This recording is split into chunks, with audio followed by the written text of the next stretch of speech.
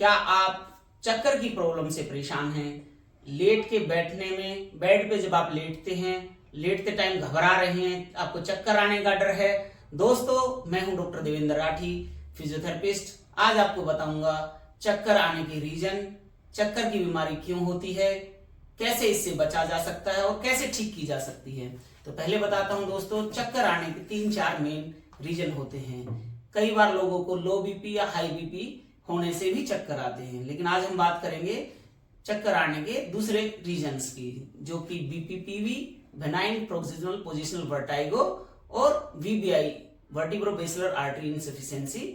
दोस्तों, बात करते हैं ओल्ड एज में 80% लेडीज को जो चक्कर आते हैं वो बीपीपीवी नाम की प्रॉब्लम की वजह से आते हैं। इसमें क्या होता है, कान के अंदर सेमी सर्कुलर कैनाल के अंदर कैल्शियम कार्बोनेट के क्रिस्टल्स पहुंच जाते हैं, जिसकी वजह से ब्रेन को प्रॉपर सिग्नल नहीं मिल पाते जो बैलेंस करने के लिए आपको हेल्प करते हैं।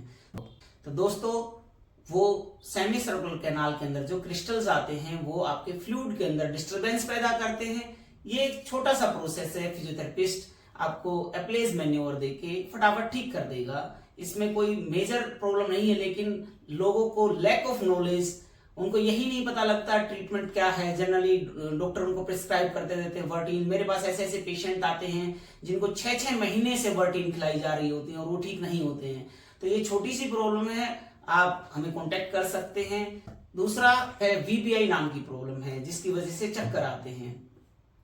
ये जो पिंक कलर की आपको आर्टरी दिखाई दे रही है, ये हमारी वर्टिब्रल आर्टरी है। वर्टिब्रा के अंदर से वर्टिब्रल आर्टरी जाती है, आगे इसकी ब्रांच है बेसिलर आर्टरी, जो ब्रेन में जाएगी। आप यहाँ देख पा रहे होंगे C1 C2 के बीच में कोई डिस्क नहीं होती है। तो क्या होता है, यहाँ फेशिया होती है जो टाइट हो जाती है। जब पेशेंट पहले से ही फॉरवर्ड हेड पोस्चर में है, गर्दन आगे की तरफ गई होती है, ऐसे में पेशेंट की गर्दन पहले ही इस टाइप से गई होती है ऐसे, और वो पिल्लो लगाना बंद कर देते हैं तो गर्दन ऐसे आ जाती है, इसमें एक्सटेंशन हो जाती है और ये फोल्ड आ जाता है यहाँ पे, जिसकी वजह से गर्दन यहाँ से और कंप्रेस हो जाती है, आपकी रीढ़ की हड्डी कंप्रेस हो जाती है, साथ में फेशिया टाइट हो जाती है।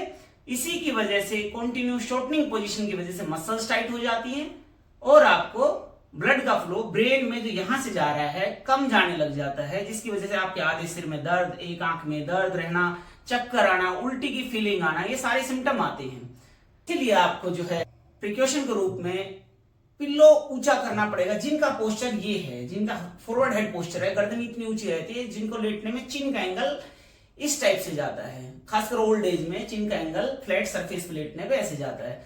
तो ये मिथ्स हैं दोस्तों कि आपको सर्वाइकल हो गया और आपको पिल्लो नहीं लगाना है। अगर आप पिल्लो नहीं लगाएंगे तो चक्कर आने की प्रॉब्लम बढ़ जाएगी। इसमें उल्टा आपको ऊंचा पिल्लो लगाना ताकि चिन का लेवल 90 डिग्री रहे। लगभग आपको इस साइड का पिल्लो आपको यूज करना पड़ेगा जिनको फॉरवर्ड हेड पोस्चर है, जिनकी गर्दन आगे की तरफ ऐसे निकली रहती है। खासकर ओल्ड एज में आप देखेंगे गर्दन यहाँ से ऐसे आगे होती है। तो ऐसे लोगों को ऊंचा पिल्लो जरूर लगाना पड़ेगा, क्योंकि जब हम रात में सोते हैं तो सोते टाइम आप एक पोजीशन में नहीं रह सकते। एक आदमी रात में लगभग 38 बार साइंटिफिकली करवट चेंज करता है। साइड लाइन में जब हम सोएंगे तो ये गर्दन का लेवल हमारा पूरा फिल होना चाहिए, नहीं तो गर्दन ऐसे लटक जाती है और यहाँ कंप्रेशन आ जाता है। तो इसके लिए आपको ये गैप फिल करने के लिए आपको ऊंचा पिल्लो यूज करना पड़ेगा, जिससे आपको चक्कर बिल्कुल नहीं आएंगे।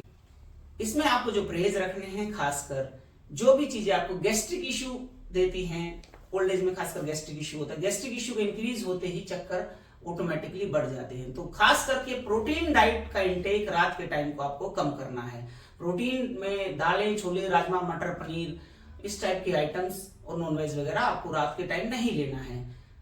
खासकर कई लोग मेरे को बोलते हैं कि हमने तो सिर्फ मूंग की दाल खाई थी, तो उससे भी कई बार देखा है कि चक्कर बढ़ जाते हैं। ऐसा नहीं है कि मूंग की दाल में प्रोटीन नहीं है, प्रोटीन डाइट सब कुछ अवॉइड करनी है। रात को खिचड़ी, दलिया, खिचड़ी भी नहीं खानी है। फिजियोथेरेपिस्ट आपको बताएगा आपको वीबीआई है तो वीबीआई के अकॉर्डिंग आपका ट्रीटमेंट करेगा, जिसमें ब्रेन के अंदर ऑक्सीजन का फ्लो कम हो जाता है, फेशिया टाइट हो जाते हैं, फेशिया को रिलीज करेगा। सीबीआर एक टेक्निक है, मैनुअल थेरेपी से वो आपका सीबीआर देके जो है आपको फेशिया को रिलीज कर देगा, जिससे ब्लड का फ्लो वापस से ब्रेन में बढ़ जाएगा और आपके चक्कर हाथ लगाते ही ठीक हो जाएंगे। आपको कोई इंस्टेंट आराम आएगा, क्विक आराम, हाथ लगाते ही चक्कर की प्रॉब्लम खत्म। दूसरी प्रॉब्लम बीपीपीवी, जिसकी वजह से चक्कर आते हैं। तो बीपीपीवी की प्रॉब्लम भी 2-4 सेशंस में जो है थेरेपिस्ट आपकी ठीक कर देगा। क्रोनिक है तो थोड़ा टाइम लग सकता है, लेकिन अगर एक्यूट स्टेज में पेशेंट हमारे पास पहुंचता है तो वो बहुत जल्दी रिकवर करता है विदाउट एनी मेडिसिन। के कुछ रीजन ब्रेन के अंदर ट्यूमर वगैरह होना भी हो सकते हैं, लेकिन उसके लिए हमें जो है सीटी स्कैन वगैरह की हेल्प चाहिए होती है। वो जो है आपका नियरेस्ट फिजियोथेरेपिस्ट इन्वेस्टिगेट करने के लिए इनफ है, उसको इनफ नॉलेज रहती है, वो सिम्टम देख के कोरिलेट कर सकते हैं।